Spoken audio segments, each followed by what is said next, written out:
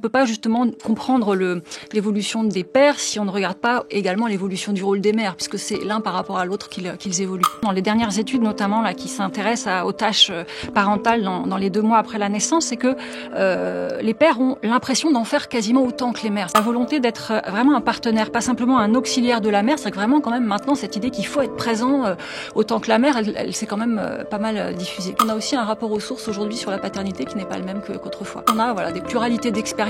Et entre les archétypes, les idéaux et les vécus, il y a finalement toute une palette possible de paternité. Depuis la parution d'une bande dessinée sur le sujet en septembre 2024, bande dessinée intitulée L'arnaque des nouveaux pères, le mythe justement des nouveaux pères est au cœur du débat. Ces pères qui en apparence sont très investis mais qui dans le partage équitable des tâches domestiques sont aux abonnés absents. Mais alors partant de cette actualité, de cette tendance, comment faire une histoire de la paternité? Qu'est-ce qu'être père au Moyen-Âge, dans la période moderne après la Seconde Guerre mondiale?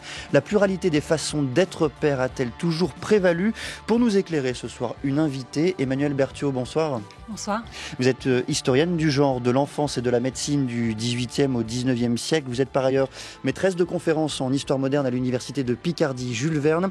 Et vous avez co-dirigé avec Isor Boitel cet ouvrage intitulé Être père, une histoire plurielle de la paternité, 15e, 20e siècle. C'est aux presses universitaires du Septentrion. Merci à vous d'être présente ce soir dans Question du soir.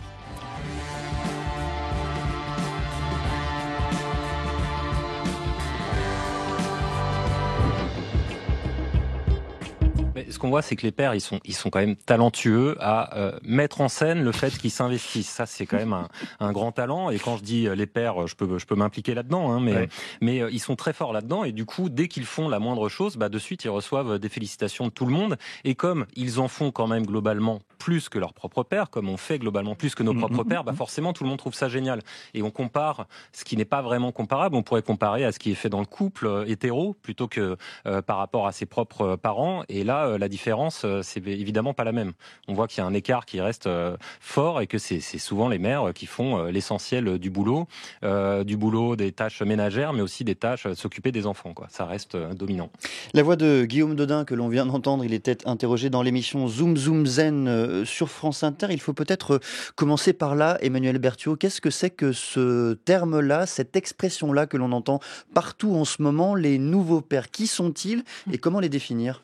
Alors c'est un petit peu complexe, mais c'est vrai que c'est quelque chose, c'est une expression, en tout cas les nouveaux pères, qu'on entend plus volontiers depuis les années 60-70, quand les évolutions familiales au niveau du couple ont effectivement donné un nouveau rôle au père. Mais c'est finalement une expression qu'on va retrouver aussi dans les années 80, qu'on va retrouver également mobilisée aujourd'hui. Donc ce qui fait qu'effectivement, il faut un petit peu à chaque fois réactualiser cette expression et voir ce qui se cache derrière, parce que c'est pas forcément la même chose effectivement selon les époques. Vous l'avez dit, elle surgit, cette notion dans les années 70-80, à un moment où le féminisme aborde directement, frontalement justement, ces sujets de la paternité, à un moment où les écrits de Françoise Dolto se diffusent largement. C'est dans ce contexte-là que surgit la notion. Oui, je pense que ce qui est justement, vous soulignez, est important, c'est que c'est aussi lié à la nouvelle place de l'enfant. C'est-à-dire que cet enfant qui va être désiré, investi par les 2 parents, va effectivement avoir une nouvelle place dans la famille. Donc c'est aussi ça qui va créer l'évolution du rôle du père. Et puis c'est les revendications féministes en faveur d'une égalité homme-femme. Et en fait, on ne peut pas justement comprendre l'évolution des pères si on ne regarde pas également l'évolution du rôle des mères, puisque c'est l'un par rapport à l'autre qu'ils évoluent. Alors c'est une notion paradoxale, par ailleurs ambivalente, cette notion de nouveau père. On a commencé à l'entendre dans le son que l'on a entendu. D'un côté, c'est une bonne nouvelle, il faut s'en féliciter, que des pères s'attaquent même à la question de la parentalité, qu'ils s'investissent dans la question du suivi, de l'éducation, du soin donné aux enfants. Et dans le même temps, on réalise que ce n'est pas tout à fait vrai dans les faits. Je vous donne simplement 2 chiffres.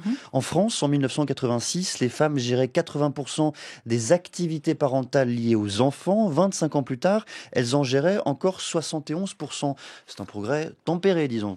Oui, d'autant plus tempéré. Et ce qui est aussi très intéressant dans les dernières études, notamment là, qui s'intéressent aux tâches parentales dans les 2 mois après la naissance, c'est que les pères ont l'impression d'en faire quasiment autant que les mères. C'est-à-dire que c'est pas simplement qu'il y a un décalage, mais aussi que parfois les pères eux-mêmes ne se rendent pas compte. Ils sont à peu près à 60%, je crois, affirmés à partager à part égale les tâches liées aux enfants. Donc il y a aussi une forme de déni, alors qui peut peut-être s'expliquer parce qu'objectivement, ils en font quand même beaucoup plus que leur propre père, mais qui révèle peut-être quelque chose de finalement plus positif que que le déni, c'est la volonté d'être vraiment un partenaire, pas simplement un auxiliaire de la mère. C'est vraiment quand même maintenant cette idée qu'il faut être présent autant que la mère, elle s'est quand même pas mal diffusée. Un mot donné par une psychanalyste dans le journal Le Monde, elle explique: les hommes s'emparent des questions liées à la réussite scolaire des enfants et à l'initiation au monde extérieur, tandis qu'on laisse aux femmes l'ingratitude, entre guillemets, de la dimension charnelle de la vie familiale, du traitement des souillures et des déchets. C'est une répartition assez claire, assez genrée pour le Très coup genrée, oui, des tâches. et pour le coup très, très ancienne. Effectivement, c'est souvent des tâches qui vont être invisibles, peu valorisées, tout ce qui renvoie aussi à cette fameuse charge mentale popularisée par la dessinatrice Emma en 2017 et qui effectivement au rapport aux déchets ou à des choses qui sont moins valorisables. Donc ça, pour le coup, c'est quelque chose qui s'ancre dans une histoire ancienne et qui n'a donc pas disparu. On va évidemment faire l'histoire. Dernière question à propos du contemporain, Emmanuel Berthiaud. Est-ce que cette notion-là de nouveau père traverse les classes sociales ou c'est dans le fond très ciblé justement comme émergence et comme réalité, on l'aura compris, tempérée là encore? Là, je crois qu'aussi, à la fois aujourd'hui comme autrefois, il y a vraiment une variété d'expériences paternelles et que, selon les milieux sociaux, il y a effectivement des vécus qui sont très différents. Si les conditions matérielles des couples, le rapport au travail, le fait de pouvoir être aidé, etc., sont très variables, on comprend bien que le rôle des pères peut aussi être assez différent selon les milieux sociaux. Je le disais, donc vous avez entrepris une histoire collective, justement, de ce que c'est que cette notion-là, être père, cette notion-là de la paternité. Emmanuel Berthiaud, est-ce que c'est facile d'entreprendre cette histoire? Est-ce que les sources sont accessibles, de qualité, ou bien c'est un vrai parcours du combattant? Alors, les sources sont très accessibles, mais on a justement eu tendance pendant longtemps à prendre les sources qui étaient les plus accessibles, c'est-à-dire celles qui tiennent à l'histoire du droit, par exemple, donc des sources juridiques, les sources judiciaires, des discours, finalement, des sources qui sont assez normatives, et à finalement ne pas forcément regarder, mais c'est aussi parce que le regard des historiens a changé. Maintenant, on va voir dans les sources des choses peut-être qui ne nous intéressaient pas avant, mais on va s'intéresser à des sources qui vont au contraire mettre en évidence d'autres facettes de la paternité, qui en fait, on se rend compte quand on les voit, ces sources, que ces facettes-là existent, que tout n'a pas été créé aujourd'hui. Mais voilà, donc effectivement, je pense qu'on a aussi un rapport aux sources aujourd'hui sur la paternité qui n'est pas le même qu'autrefois. Je vous le dis très sincèrement, on a trouvé votre ouvrage, cet ouvrage collectif avec l'équipe de Questions du Soir, absolument passionnant, et notamment parce qu'il s'attaque très vivement, très fortement à des mythes extrêmement ancrés. Le premier d'entre eux, c'est peut-être l'idée selon laquelle il existe un modèle paternel unique, ancien, figé. Dans le fond, quand on traverse cette histoire-là, on découvre qu'il existe autant de modèles à chaque époque donnée. Oui, parce que finalement, et ça, on n'est pas les premières à le montrer, Didier Lett l'a bien montré pour le Moyen-Âge en particulier, cette idée qu'il y a des pères attentifs, affectueux, à côté d'un discours qui valorise peut-être des pères plus autoritaires, c'est déjà une réalité. Et donc ça, effectivement, c'est quelque chose qu'on a essayé de montrer, des facettes un petit peu différentes, des pères, pas simplement des élites, mais des catégories populaires, pas simplement des pères légitimes, mais aussi des pères illégitimes.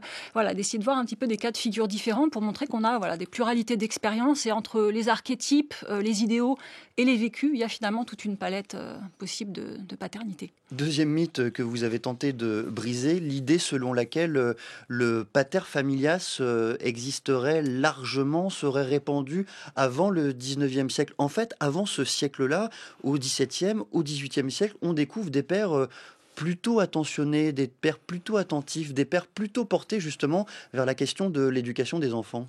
Oui, même pas seulement d'ailleurs vers l'éducation des enfants, mais vers des domaines où on ne les attend pas du tout. Moi, ça a été le cas dans mes propres travaux de recherche, où j'ai travaillé essentiellement dans ma thèse de doctorat sur la grossesse. Je pensais faire un sujet d'histoire des femmes. Je ne m'attendais pas à trouver autant les pères pendant la grossesse, à l'accouchement. On n'attend pas les années 70-80 pour que des pères soient en salle de naissance. Et donc, j'ai été effectivement très étonnée de rencontrer cet investissement affectif et puis cet intérêt vraiment parfois très très complet, concret, au maternage presque, ou en tout cas aux soins aux tout petits. Alors prenons les choses dans l'ordre justement, faisons une histoire rapide dans le temps qui nous est imparti de cette paternité. Commençons par une définition dans le dictionnaire universel d'Antoine Furtière paru en 1690. Le père est brièvement défini, je cite, comme celui qui engendre un enfant mâle ou femelle. Jusque-là tout va bien. À quoi l'édition augmentée de 1727 ajoute: le nom du père est un nom vénérable, la nature et la loi lui donnent une grande autorité. il y a déjà au cœur de cette paternité, de la relation entre père et enfant, la notion fondamentale d'autorité. Oui, et je trouve elles sont intéressantes, ces deux définitions, parce qu'elles montrent bien justement des éléments qui sont restés longtemps importants dans la définition de la paternité. On retrouve l'idée quand même du lien biologique. Être un géniteur masculin, en tout cas en Occident, à l'époque moderne, c'est quelque chose d'important, alors qu'à Rome, je rappelle que voilà, la volonté seule du père comptait. Donc il y a quand même souvent l'idée d'un engendrement. Mais c'est aussi une réalité juridique, c'est-à-dire vraiment la paternité en Occident depuis le Moyen-Âge, c'est aussi lié au cadre du mariage. Ça implique une autorité, des droits particuliers sur l'enfant. C'est vraiment codifié par la loi. Mais ça implique aussi, de la part du père, d'assumer des responsabilités envers l'enfant. C'est-à-dire que voilà, le père doit pourvoir aux besoins de l'enfant. Cette figure du père nourricier, protecteur, éducateur, c'est aussi des choses qui sont associées à l'autorité. Et puis, je pense que vous le disiez, cette idée d'une relation, je pense que c'est surtout ça l'élément clé de la définition d'un père. Le lien. Voilà, c'est une relation personnelle nouée avec l'enfant. Un lien particulier. Alors, c'est pas forcément toujours le même selon les époques. L'investissement est plus ou moins fort. Mais en tout cas, voilà, c'est quand même ça qui fait, à mon sens, la définition. Il y a une expression qui m'a marqué. Dans l'Ancien Régime, écrivez-vous, la paternité est une valeur fondatrice et fédératrice. Pourquoi cette dualité de valeurs ? Je pense que c'est vraiment essentiel de voir que la paternité, c'est finalement un modèle un petit peu dans les relations sociales. Déjà, quelque part, la paternité, il y a une paternité supérieure, celle de Dieu, Dieu le Père, voilà, par rapport aux fidèles. Et donc, on a aussi, après, la monarchie qui reproduit quelque part cette relation un peu paternelle entre le roi et ses sujets. Et donc, finalement, le père dans sa famille, il reproduit aussi ça. Et donc, c'est effectivement un modèle extrêmement structurant, très fort, qui valorise, évidemment, beaucoup la paternité. Au Moyen-Âge, on parle aussi de puissance maternelle. De quoi s'agit-il ? Alors là aussi, ce qui est intéressant de voir, c'est qu'on a, chaque parent va avoir un peu des rôles particulièrement importants, mais que finalement, c'est ça qui est assez intéressant quand on se place sur ces époques parfois anciennes, c'est que cette notion de puissance et d'autorité, elle n'est pas forcément déclinée qu'au masculin, elle peut se décliner aussi au féminin. On voit des régentes extrêmement puissantes, des femmes aussi qui ont un rôle important. Donc là aussi, finalement, parfois les genres sont sans être forcément interchangeables, mais on a ce type de fonction qui peut aussi se décliner au masculin et au féminin. À la Renaissance, Emmanuel Berthiaud, la paternité charnelle n'est pas seulement revalorisée, elle est désormais quasi exclusivement pensée dans le cadre du mariage chrétien. Comment s'opère justement cette bascule que vous décrivez là ? Au Moyen-Âge est encore jugée très importante, ça ne disparaît pas après, mais la paternité spirituelle, c'est vraiment l'influence de l'Église fait que ça valorise l'aspect spirituel, c'est finalement quelque part Dieu derrière qui reste le vrai père. Mais on voit effectivement à partir de la Renaissance, tout de même ces liens charnels, c'est aussi le moment où le mariage va être valorisé et quelque part le père est celui qui a des enfants dans le cadre du mariage. Et donc cette paternité charnelle revalorisée va contribuer effectivement à donner un rôle important au père, ou en tout cas on va accentuer plus cette facette-là de l'identité paternelle. Qu'est-ce que c'est ? C'est l'influence du droit romain qui innerve cette conception renouvelée de la paternité ? Il y a à la fois ce rôle du droit effectivement romain, mais il y a aussi un nouveau regard sur le mariage, sur le couple, une nouvelle place aussi quelque part de l'enfant qui va revaloriser aussi l'existence terrestre et donc cette forme de paternité plus charnelle. Vous êtes spécialiste notamment, Emmanuel Berthiaud, du XVIIIe siècle. Que se passe-t-il dans la seconde moitié du XVIIIe siècle ? Et est-ce que la Révolution française joue en matière de paternité, en matière de conception et de rapport du lien qu'entretiennent un père et ses enfants, un père et son enfant ? Est-ce qu'il y a un renouvellement profond engendré par la Révolution. Alors c'est vrai que moi j'ai été tout à fait intéressée dans mes travaux sur ce moment particulier effectivement des Lumières et en particulier de la deuxième moitié du XVIIIe siècle, qui est un contexte, je le rappelle, marqué par un très grand intérêt, une très grande inquiétude pour la santé de l'enfant. Et je pense qu'on ne peut pas comprendre l'évolution du rôle des pères si on ne comprend pas justement que l'enfant va être au centre un petit peu des attentions. On craint la mortalité infantile, on s'intéresse aux soins à l'enfant, à l'éducation des enfants. On pense évidemment à Rousseau. Et on a aussi un couple qui va être davantage centré sur l'enfant. Je rappelle qu'en France, c'est le début aussi des premiers comportements contraceptifs. On commence à faire moins d'enfants. Les liens affectifs sont aussi valorisés dans la famille. L'enfant devient un peu le fruit de l'amour quelque part de ses parents. Et donc, c'est là où on voit justement certains de ces pères des élites qui s'inquiètent justement pendant la grossesse, l'accouchement, qui investissent leur paternité d'une manière un petit peu inédite. Et donc, ça m'a semblé un moment justement, un moment un peu particulier dans la figure paternelle. Et alors, quant à la Révolution, c'est un moment un petit peu contradictoire. C'est-à-dire qu'en fait, ça va marquer d'un côté quand même une forme de crise d'identité du père, puisque la fonction paternelle va tout de même il va y avoir des droits qui vont être perdus. On considère que, par exemple, la puissance paternelle disparaît. Les majeurs ne sont plus soumis complètement à leur père, qui ne peut plus les envoyer en prison ou les déshériter. Donc, il y a bien quand même une perte de fonction. Et il me semble que peut-être la fonction paternelle est moins essentielle à la masculinité qu'avant, peut-être. Mais en même temps, c'est des évolutions qu'on a repérées à l'époque des Lumières continuent tout de même de se poursuivre, notamment la figure du papa. Enfin voilà, on voit encore quand même au 19e siècle, je pense à des gravures assez extraordinaires de Daumier où on voit un père assailli par sa progéniture qui tire le landau. Donc on a toujours cette paternité aussi très très proche qui continue d'exister. Donc là encore, entre le droit qui montre un peu une certaine évolution et puis la réalité de ce qui se passe dans les familles, il peut y avoir un décalage. Mais à mon sens, les évolutions sont progressives et c'est lié aussi à l'évolution économique et sociale, révolution industrielle, urbanisation, qui fait aussi que les pères vont être amenés peut-être à travailler davantage à l'extérieur que à la période précédente, qui va peut-être un peu créer, à mon sens, une certaine distance tout de même au quotidien et un moindre investissement peut-être dans l'éducation des tout-petits. Je cite un autre extrait de cet ouvrage intitulé « Être père » qui vient de paraître aux éditions du Septentrion. Pendant les Lumières, les pères sont présentés aux accouchements, sont sensibles, expriment leurs émotions. Philippe Ariès, un historien spécialiste de la paternité, a évoqué ce moment de la naissance de la famille moderne où les rôles deviennent plus resserrés. Les hommes semblent impressionnés par les femmes et par l'accouchement. L'enfant devient un sujet principal. Au fond, on a le sentiment que la paternité se transforme à mesure que la conception même de la famille évolue. Oui, et ça, je pense que c'est effectivement essentiel de voir qu'il y a beaucoup de choses qui se jouent effectivement au moment de la naissance, au moment de la naissance de l'enfant, et surtout justement dans ces couples un peu plus resserrés, un peu plus intimes, où les pères vont justement s'intéresser à leur compagne et à l'arrivée quelque part de l'enfant qui devient une forme pas rite de passage, mais en tout cas un moment quand même tout à fait important, et qui parfois est un moment aussi justement de rééquilibrage dans les relations conjugales, un moment un petit peu révélateur, qui va réinstaurer un petit peu parfois un équilibre entre l'homme et la femme.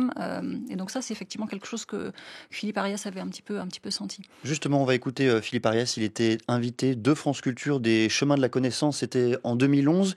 Un extrait, il parle de moments où la famille se crée autour de l'enfant et non plus seulement autour du père. Comment d'abord cette grande transformation nous devient-elle sensible ? Oui. Elle nous devient sensible par des images qui sont extrêmement liées à la structure profonde du sentiment familial moderne. C'est les images de l'enfant et de l'école. Oui. Autrement dit, cette famille moderne, basée sur le sentiment et l'affectivité, est une famille qui va se construire autour de l'enfant. Alors que la famille ancienne était construite autour du père, cette famille moderne, pouvons-nous dire, va être construite autour de l'enfant de la mère. Si vous voulez, à l'ancienne souveraineté du père, on parle beaucoup de la mort du père, mais c'est pas au XXe siècle qu'elle s'est faite. Elle s'est faite très lentement à travers tout le XIXe siècle, à la fois très lentement et très vite. Le père est mort et il a été remplacé par un couple étrange, qui est le couple de la mère et de l'enfant. J'ai trébuché, Emmanuel Berthiaud. Les propos sont tenus en 1971 et rediffusés en 2011. Mais votre analyse ? Oui, je pense qu'effectivement, Philippe Ariès, même si les historiens depuis ont un petit peu nuancé l'idée du couple moderne, tout n'est pas forcément au XVIIIe, mais en tout cas, il met bien le doigt sur le rôle central qu'a joué justement cette place nouvelle de l'enfant, cette place nouvelle aussi donnée à la mère, qui reconfigure un petit peu les rôles familiaux et qui montre bien effectivement qu'on a quelque chose autour du sentiment et en tout cas une plus grande individualisation. C'est aussi ça qui change, le rapport à l'enfant devient plus individualisé et on voit des pères effectivement jouer un rôle un petit peu nouveau. Comment se fait-il que le 19e siècle reconstruit en partie une paternité à distance, qui se tient à distance de l'enfant, des émotions, de ce rapport justement différent à un lien, plus proche qu'on avait senti et perçu bien avant cela? Alors je pense que ça tient à des évolutions qui sont un petit peu plus anciennes et qui se mettent aussi en place dès la fin du XVIIIe siècle, qu'on peut appeler une naturalisation des normes de genre. C'est-à-dire qu'on le voit vraiment dans le discours médical, les caractéristiques du masculin et du féminin sont beaucoup plus arrimées, déduites de l'anatomie. L'anatomie devient une espèce de destin. On pense en gros que la nature ne fait rien en vain. Si la femme en gros a un utérus, des seins et des nerfs sensibles, c'est qu'elle est faite pour être mère. Voilà. Elle doit rester dans un cadre domestique pour délivrer de l'affection, alors que l'homme, grand grand, fort, etc., tourné vers l'extérieur, la sphère publique, etc., va accomplir plutôt des tâches productives. Et on voit bien comment ça valorise moins déjà effectivement le paternage. Et puis je pense que ça tient aussi à des modèles justement nouveaux qui se développent au 19e siècle, notamment d'éducation. Chez les garçons, quelque part, on voit que dans le nouveau modèle un petit peu de masculinité, il y a cette idée de mettre à distance le féminin. Il va falloir quitter les jupes de sa mère vers 5-6 ans, on revêt le pantalon et on va aller après à l'école, au collège, à la caserne, au bordel, où on va être finalement qu'entre hommes. Et justement, être un homme, c'est se mettre à distance des émotions, c'est se séparer des femmes et c'est construire son identité comme ça, en se faisant violence d'ailleurs souvent. Et donc ça crée aussi une forme de distance justement avec l'enfant quelque part. On découvre aussi en lisant cet ouvrage collectif à quel point les grandes guerres du XXe siècle, la première comme la seconde, ont transformé le rapport à la paternité. Je vous cite, là encore, vous écrivez « Les sentiments entre père et enfant se sont renforcés. Ils ont du moins été rendus davantage visibles, en particulier lors d'événements tels que la Grande Guerre. » Comme l'a effectivement démontré Manon Pignot, qu'on a reçu ici il y a quelques semaines, le conflit a permis, grâce aux échanges épistolaires entre les pères et leur progéniture, la révélation d'un sentiment paternel qu'elle juge inédit. Fin de citation. Comment cette Première Guerre mondiale a renforcé justement ces liens entre père et enfant, et notamment, là, en l'occurrence, entre père et fils? Oui, ça peut paraître très paradoxal, parce que finalement, les pères sont éloignés, et en plus, effectivement, pendant la guerre, les femmes vont assumer de nombreux rôles. Finalement, en leur absence, on peut visiblement se passer du père. Les séparations sont très prolongées entre père et enfant. Et pourtant, le fait qu'on ait des lettres échangées, et pas simplement de couple, mais finalement, les pères se mettent à écrire à leurs enfants, qui eux-mêmes écrivent à leur père. Et donc, ils se confient. Ils se confient, et donc, finalement, vont exprimer des choses qui ne s'exprimaient pas au quotidien. Il y a un côté performatif, finalement, qui fait que, voilà. Et ça, moi, je l'ai beaucoup travaillé aussi. J'ai beaucoup travaillé sur les correspondances. C'est à la fois une chance pour l'historien, parce qu'on a des traces, mais on voit bien que la distance, l'éloignement, fait qu'on va être amené à se dire des choses que peut-être, on ne dirait pas si on était proche. Donc, quelque part, pour la Première Guerre mondiale, ça se fait plutôt dans le sens d'un un sentiment paternel renforcé, alors que c'est plutôt le contraire. C'est ça, c'est troublant, fascinant, parce que la Seconde Guerre mondiale, c'est quasiment le processus inverse. Les pères sont silenciés. Cette guerre, ce conflit court en France, mais un conflit tout de même, les enferme pratiquement dans le silence. Oui, et c'est ce que montre bien Camille Mahé, justement, dans notre livre, c'est que là, ces pères qui sont prisonniers pendant des années et qui, pour le coup, là, ne peuvent plus échanger, vont avoir beaucoup de difficultés souvent à retisser des liens quand ils vont revenir après la guerre avec des enfants qui les considèrent bien souvent comme des étrangers. Donc là, on a vraiment une paternité vraiment reconfigurée, mais cette fois-ci dans un sens différent de la Première Guerre mondiale. Comment est-ce que l'après-guerre, là je parle de la Seconde Guerre mondiale, transforme aussi les données liées à l'accouchement, l'évolution de l'accouchement après-guerre? Quel est-il? Alors là aussi, c'est du portrait paternel, j'entends. Ce qui me paraît tout à fait aussi significatif, c'est que y a vraiment une évolution qui va être tout à fait importante, c'est le passage à l'accouchement hospitalier. Parce que ce qui fait aussi que les pères, pendant très longtemps, assistaient aux accouchements, c'est qu'on accouchait à domicile. Or, il y a effectivement une mutation fondamentale. La bascule se fait vraiment en 1951. Je crois que c'est la majorité des accouchements qui se font à partir de là à l'hôpital. Et ça passe par une exclusion des pères. C'est-à-dire pendant plus d'une décennie, les pères ne sont pas autorisés à assister aux accouchements. Et donc, il y a une forme même d'infantilisation des pères. On ne sait pas très bien où les mettre. On le déresponsabilise finalement dès le départ vis-à-vis des tout-petits. Et donc, ça crée une forme de distance, en fait, aussi avec ce monde de la naissance, ce monde du tout-petit. Je vous en prie. Ouais, je me permets, c'est que ce qui est intéressant, c'est que les futurs pères ont réclamé justement les relations hommes-femmes changeant.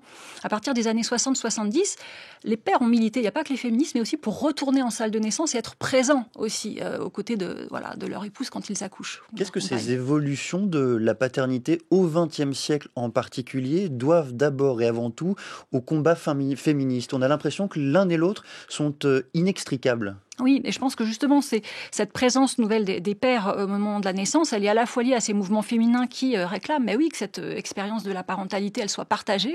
L'enfant, il est désiré à deux et donc il doit être finalement accueilli à deux. Mais voilà, les pères ont aussi été présents et partie prenante un petit peu dans certaines de ces démarches pour humaniser la naissance. Et puis, justement, c'est quelque chose aussi qui est lié à l'évolution de la parentalité. On veut accueillir l'enfant et donc les pères ne veulent pas se priver aussi de ce moment un peu exceptionnel, qui est le moment de la naissance. Donc ils ont fait leur retour effectivement en salle de naissance. Si je reviens à l'ultra contemporain, le congé parental est discuté depuis 2024 suite à l'annonce en janvier 2024 par Emmanuel Macron d'un congé dit de naissance qui réduirait le congé parental mais serait mieux indemnisé.